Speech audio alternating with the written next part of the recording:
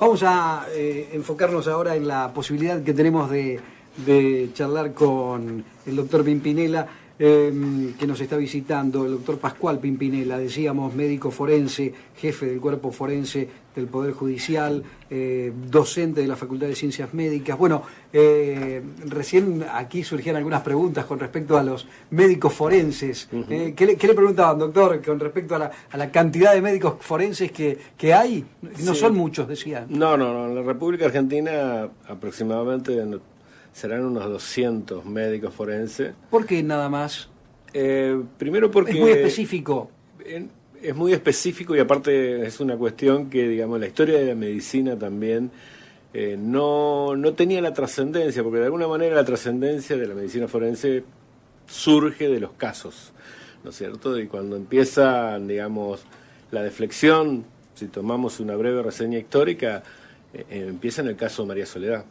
Y claro. Desde ahí en adelante la gente empieza a noticiarse de las ciencias forenses y de toda esta cuestión, llegando a los íconos como puede ser el caso Nisman y el último el caso Maldonado. Entonces, pero antes, ¿por qué? No, antes, ¿qué pasaba? ¿O cómo se resolvían? No, digamos, era una cuestión también que dependía del sistema procesal penal. Es decir, el sistema anterior era un sistema inquisidor, donde de pronto no eran las cosas públicas y de pronto claro, el juez juzgaba más por los testimonios que por las pruebas periciales. Entonces, cuando cambia el sistema de procesamiento penal y pasamos a este sistema acusatorio... ¿La prensa tiene mucho que ver también en esto entonces o no? Yo le atribuyo mucho que ver.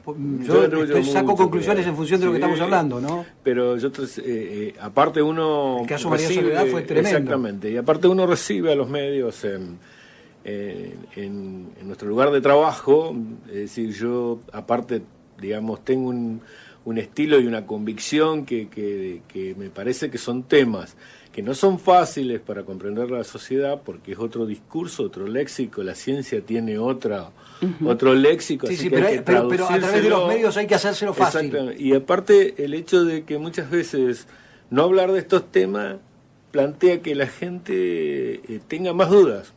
Y dudas no solamente de las posibilidades que tiene la ciencia forense, sino que también un poco dudas del tema, de cómo se maneja el tema, de hacia dónde va, y un montón de respuestas que de pronto la gente, a través de la difusión de los medios, quiere saber. Simplemente tomar el caso Maldonado. Claro, es decir, estamos a días... Exactamente, toda la gente atrás de saber cuestiones que son científicas y que de punto de vista científico no son complejas. Es decir, la complejidad se la da la gente, pero para la ciencia no son cosas tan complejas. ¿Quedó claro el tema Santiago Maldonado hoy, después que han pasado algunos días, o todavía, por ejemplo, usted tiene dudas No, la respuesta concreta es faltan todavía pruebas periciales. Claro. Faltan pruebas periciales. Esa es la respuesta concreta, es decir, acá, digamos... ¿Y qué firmaron los peritos?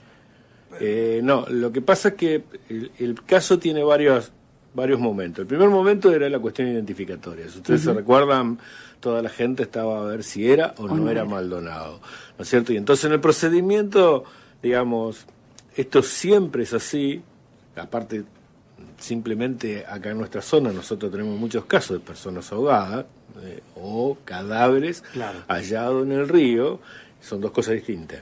Personas ahogadas y cadáveres hallados encontrados en el río o en el agua, en este caso, porque la muerte puede ocurrir en otro lugar y de pronto el cadáver va, que es la teoría de la familia, de la implantación, es eso.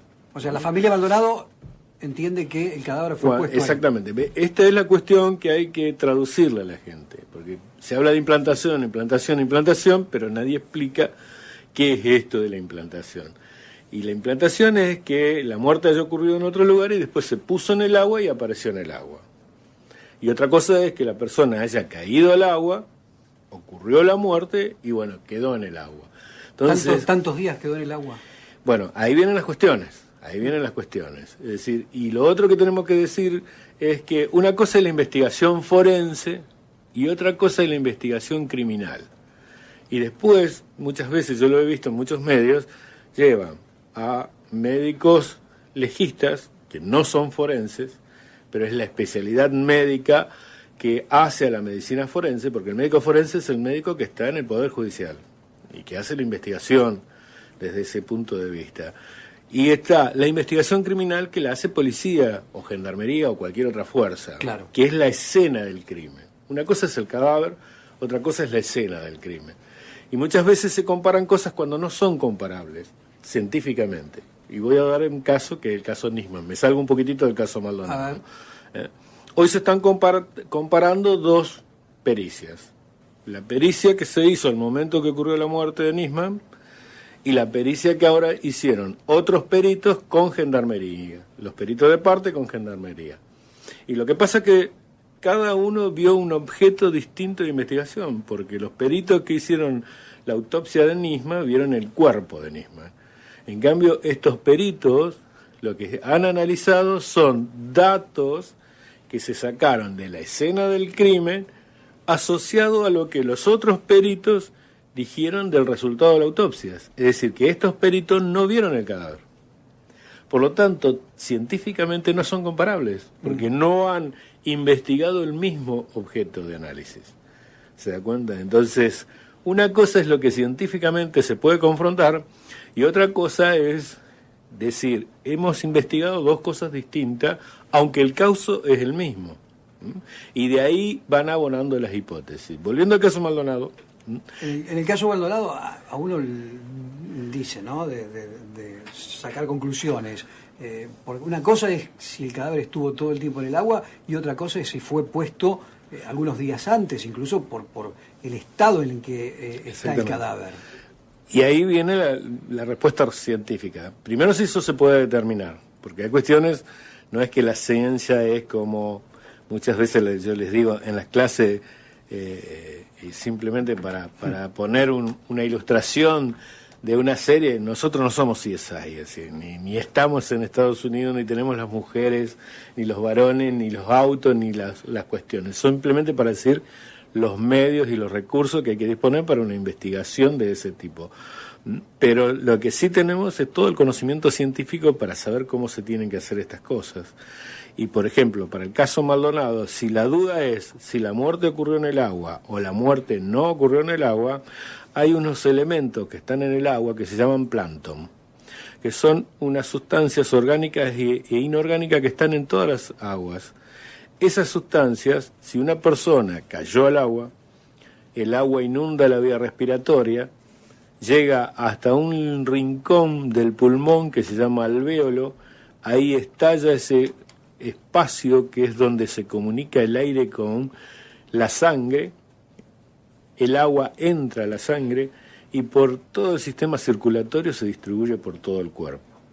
Por lo tanto, este plancton se distribuye por todo el cuerpo y llega a un lugar que es la médula del esternón, que es este hueso que tenemos en la parte anterior del tórax. Uh-huh. Cuando yo hago la autopsia, si investigo este hueso y encuentro los plancton, entonces la muerte ocurrió por esta asfixia por sumersión.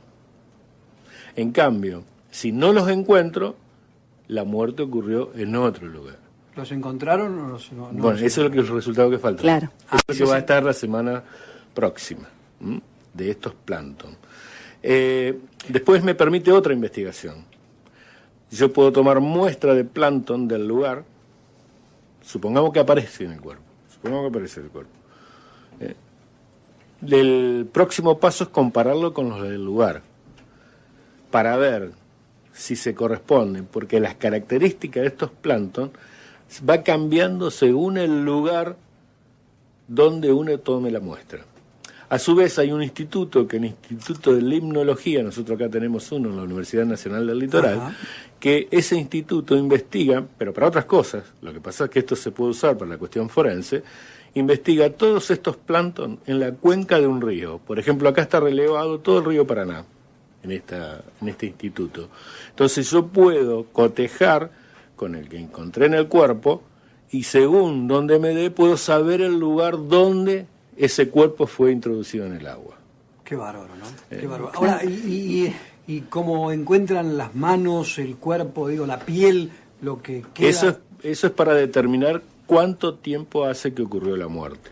Acá el dato que se da es que el cadáver estaba en un estado que se llama de caseificación, que es un estado donde el cadáver, las grasas del cuerpo se transforman en jabones, un poco para que se entienda. Entonces, ese proceso de caseificación que tiene el cadáver no se puede dar en menos de 60 a 90 días. Entonces ya ese proceso que uno encuentra en el cuerpo le está diciendo de que desde el momento de la desaparición de la persona que se denunció al momento en que se encontró el cadáver, que más o menos fue 90 días, ya me está diciendo que el tiempo de muerte fue ahí, fue en el momento en que se denunció la desaparición de la persona. Más allá de otros elementos más que se investigan en el cuerpo, como es un elemento que está dentro del ojo, nosotros tenemos un gel que se llama humor vítreo. Ese humor vítreo tiene un elemento que se llama potasio y podemos tomar la determinación de potasio y ver la concentración de ese potasio, y de ahí, de acuerdo a unas tablas, también nos pueden dar idea de cuánto tiempo hace que ocurrió la muerte. Otra investigación que se hace para el tiempo de muerte es la fauna y la flora cadavérica. Es decir, ¿qué sería la fauna y la flora cadavérica? Usted imagínese que usted pone cualquier objeto en el agua y se va implantando toda una fauna específica sobre la piel, y eso se puede investigar. Y de ahí también, según como vaya apareciendo, hay todas unas tablas de referencia en investigaciones científicas que nos van dando idea del tiempo de muerte.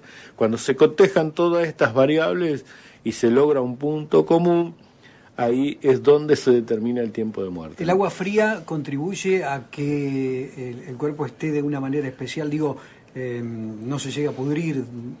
El proceso se retrasa. El proceso se retrasa. Y ahí hay cosas que se llaman la atención de los datos que se han informado. Uno de los datos que se informó con respecto al caso Maldonado es que no tenía lesiones, que en el cuerpo no encontraron lesiones, no encontraron ni herida de arma de fuego, ni herida por proyectil, no encontraron contusión, no encontraron golpe, no encontraron nada.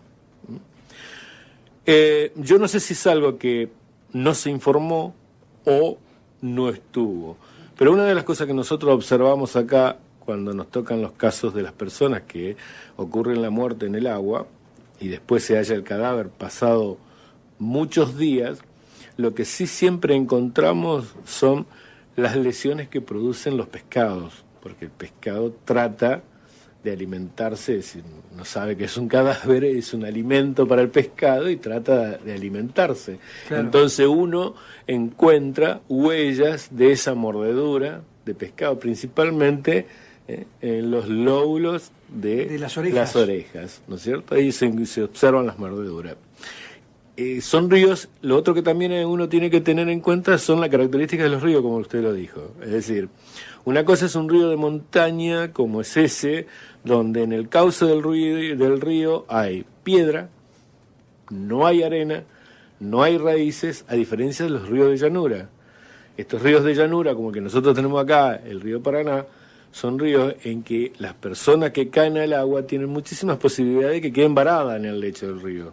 Debido a todas estas cuestiones que están en el lecho del río, queda el cadáver varado en ese lugar.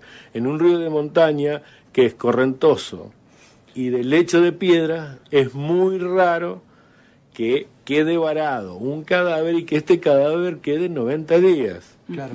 Hay preguntas, sí. En un ratito vamos a ir a una pausa y veo cara de inquietud de algunas personas aquí en el estudio, así que le vamos a hacer algunas otras preguntas. No? Yo vi en una nota que le hicieron al doctor, está con nosotros el doctor Pascual Pimpinela, que es médico forense, que es jefe del cuerpo forense del Poder Judicial, docente de la Facultad de Ciencias Médicas. Él decía, hay detalles que uno desconoce a veces, ¿no?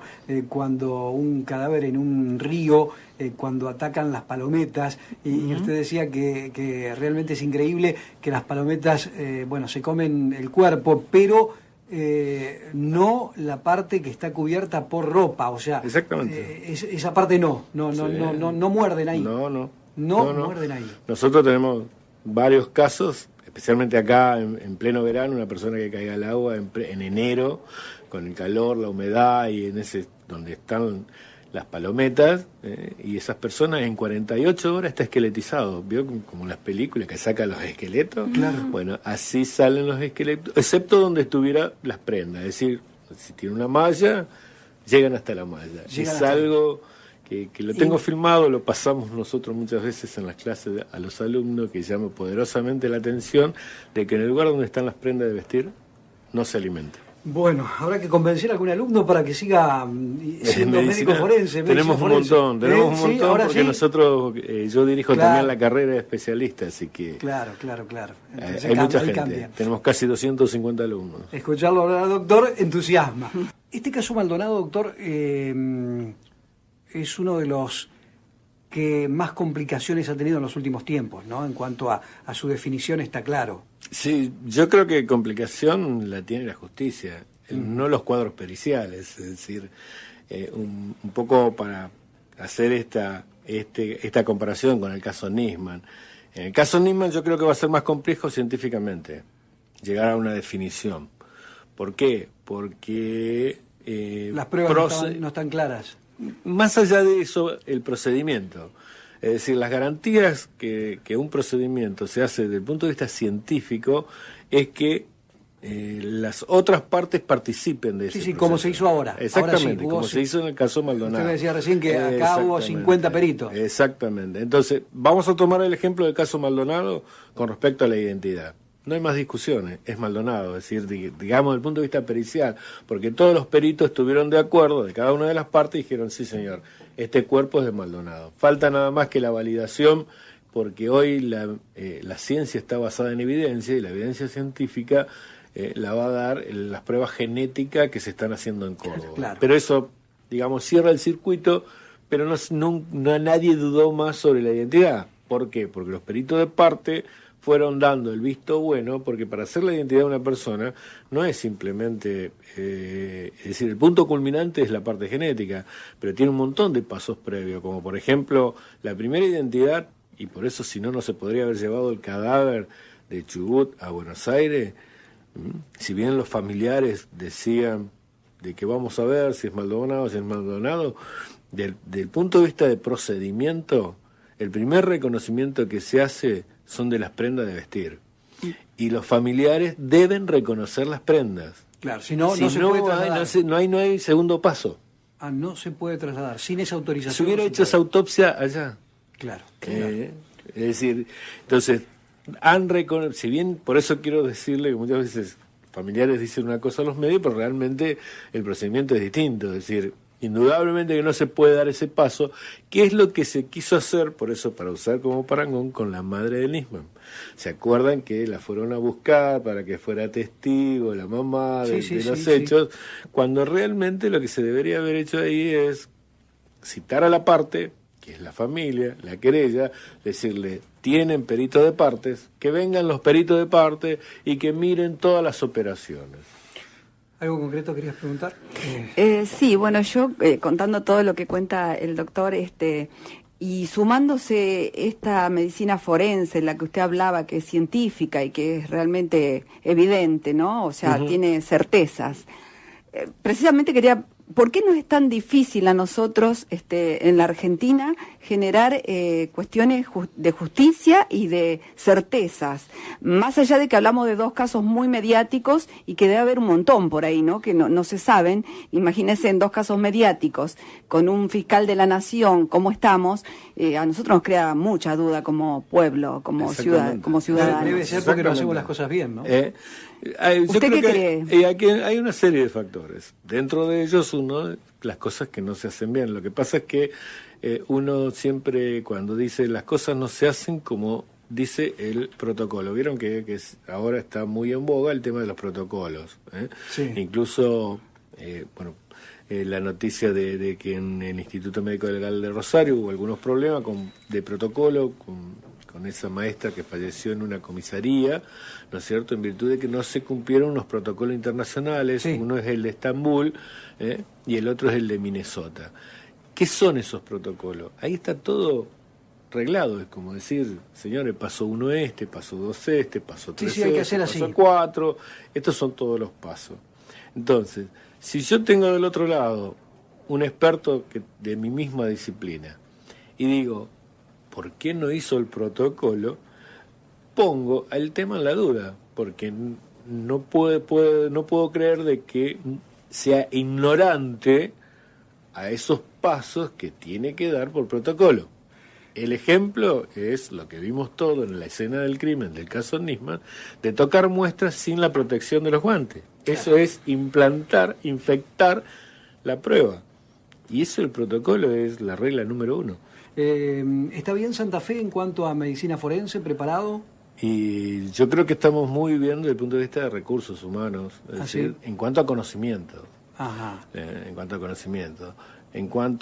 ¿Por qué digo esto? Porque tenemos una facultad, tenemos la especialización, cosas que no es fácil tener acceso. En la Argentina la formación hay solamente 4 lugares para formarse, uno de esos lugares es Santa Fe, ¿no es cierto? Lo que sí hay que verlo desde el otro lado es la disponibilidad de recursos dentro de lo que es en el sistema del Poder Judicial, donde indudablemente que tenemos un nuevo Código Procesal Penal, unas nuevas instituciones como son el Ministerio Público de la Acusación, el Servicio Público de la Defensa, son todas cosas nuevas, un nuevo sistema que se está desarrollando e indudablemente que los recursos son los que tienen que ir propiciándose para poder darle respuesta a la gente. Doctor, no creo que lo saquemos de su profesión, ni mucho menos, pero usted ha hablado en los últimos días con respecto a los quemacoches y tiene algunas teorías con respecto a los quemacoches, porque Santa Fe los está sufriendo, pero particularmente Santa Fe. No sé si pasa lo que pasa en Santa Fe en otras ciudades del país, ¿cómo ocurre acá? Porque hay tantos cientos de autos quemados, creo que hoy o ayer, en estos días hemos tenido un par, 2, 3, una continuidad de quemacoches en Santa Fe, y usted tiene algunas teorías con respecto a este tema del por qué. Más allá de la teoría es una posición científica, en este sentido. En un momento cuando... porque me hicieron una entrevista por este tipo, yo lo que le planteaba era lo siguiente: si tomamos que son todas personas, perdón el término que voy a utilizar, pero para que se entienda la gente, que son locos que quieren prender fuego, los piromaníacos, ese es el nombre científico, cometeríamos un error de análisis en esta cuestión, porque por lo general el piromaníaco tiene una conducta delictiva que replica el método, la forma, el lugar, ¿no es cierto? Es decir, ¿por qué? Porque él no le cambian la metodología con que hace las cosas, ¿no es cierto? Sino que lo hace de una determinada manera. Y por lo general, tampoco es un piromaníaco numéricamente de los casos registrados en los cuales sí se han determinado ciertas personas que tienen este problema conductual. Es un fenómeno más social. Colombia es uno de los países que yo referenciaba, que tiene especialmente todo un grupo de investigadores que están detrás de estos fenómenos sociales, porque fundamentalmente lo que hay que detectar es el canal de comunicación. Es decir, a ver, pueden ser grupos, así como las tribus que se hacen esto los franceses tienen muy estudiado, y aparte ellos tienen justamente este problema significativamente, y lo han estudiado muchísimo, que lo hacen por una actitud de rebeldía, pero son grupos y tribus y que lo hacen con una determinada metodología. Acá no aparece el tema de rebeldía como... Lo que yo quería contarle, ¿no? Exactamente, pero lo que yo quería contarle es cómo se investiga esto. Es decir, por lo menos tanto en Francia como en Colombia se investiga a través de las investigaciones vinculadas con la informática y con las comunicaciones. ¿Por qué? Porque si es esta teoría la que hay que tratar de demostrar, es decir, que son grupos que hacen estas cosas y que andan por ahí, tienen un canal de comunicación.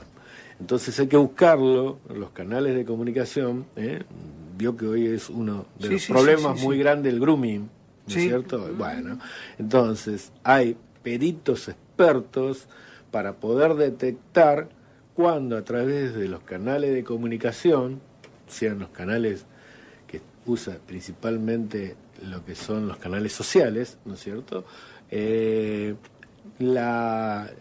Ver con qué código se están comunicando y de esa manera poder encontrarlos a través de un sistema de comunicación. Es decir, a ver, lo que yo decía en síntesis, la teoría del lobo solitario, vio que en Estados Unidos hay muchos lobos solitarios. Sí, como este que apareció ahora. Exactamente. No daría para este fenómeno de los quemacoches en Santa Fe. No daría, daría más que para que pudieran ser que sería alguna organización, tribus, porque organización sería demasiado con un fin determinado, por eso me parece que más da el perfil para una tribu, pero lo que sí hay que tener en claro es cómo se investiga, y se investiga a través de las pericias vinculadas con lo que es todo el campo de la informática y la comunicación. Doctor, muchas gracias. Gracias por visitarnos. Al contrario, cuando ustedes quieran. Seguramente vamos a tener una próxima vez para seguir hablando de este y de varios temas más, seguramente, porque han quedado muchos sin poder tocarlos en el día de hoy por falta de tiempo. Gracias por su visita. No, gracias a ustedes. Me he sentido muy a gusto, así que muchas gracias. Un gusto, muchas gracias. Ustedes quieran. El doctor Pascual Pimpinela, médico forense, pasó por nuestro programa.